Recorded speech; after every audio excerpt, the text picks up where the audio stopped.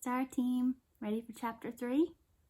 I'm in my bedroom today. Here, I'll give you my panda to look at instead of the book. With that.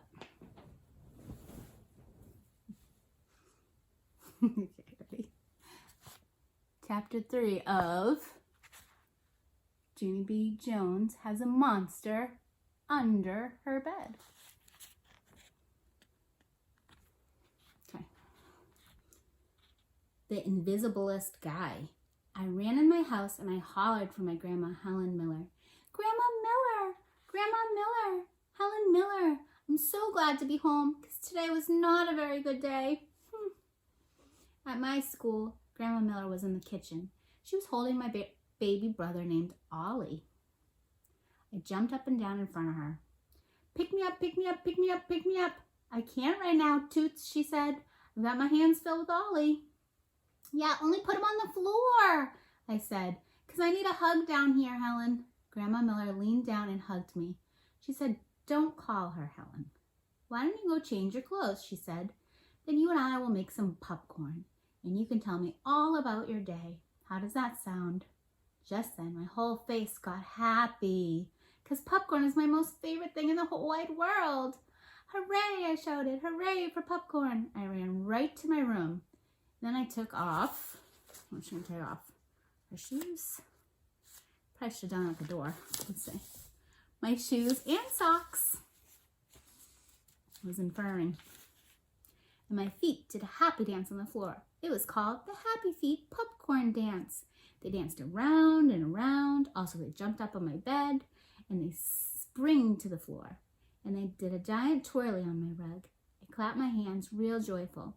Grandma Miller, Grandma, guess what? I'm having a good time in here. So I'm not even thinking about the monster under my bed. Just then I did a gulp. Oh, because I shouldn't have said that, I think. I looked at my bed kind of nervous. What if the monster was under there right this minute? And what if he was looking at my piggy toes? There's a picture. Wait, did you visualize it in your head? Okay, see if it matches. What does it look like?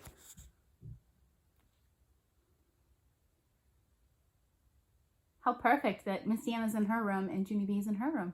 Are you in your room? I know how long you like to look at the pictures.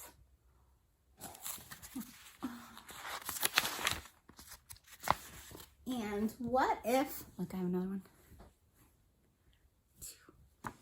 And what if he wanted to eat them? Oh no, I said, oh no, because piggy toes look just like little wiener sausages, I think. Junie B. I freezed right where I was standing. Grandma Miller, come quick, I need you, I shouted. Grandma Miller flagged to my room. Then she picked me up and she hugged me really tight. What on earth is the trouble, she asked. She sat down with me on my bed. No, Grandma, no, we can't sit here. I squeezed out of her arms and ran out my door. There's a monster under my bed, I yelled. Did she see a monster? I wonder why she thinks that. What do you think? I jumped up and down. Run, Helen, run like the wind. Only Grandma Helen Miller didn't run. She just flopped back down on my covers and she closed her eyes. No, Junie B, please. We're not going through this monster business again, are we? We talked about monsters before, remember? We decided there are no such thing as monsters.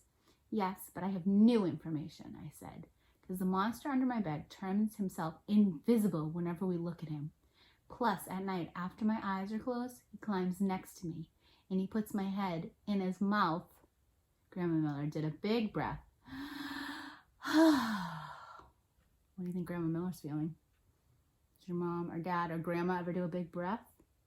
Then she went to the kitchen, and it wasn't a picture. Did you imagine what Grandma Miller looks like? Junie B's bed. She brought back my daddy's flashlight. She shined it under my bed. No monster, Junie B, none. I don't see one single monster under his bed, she said.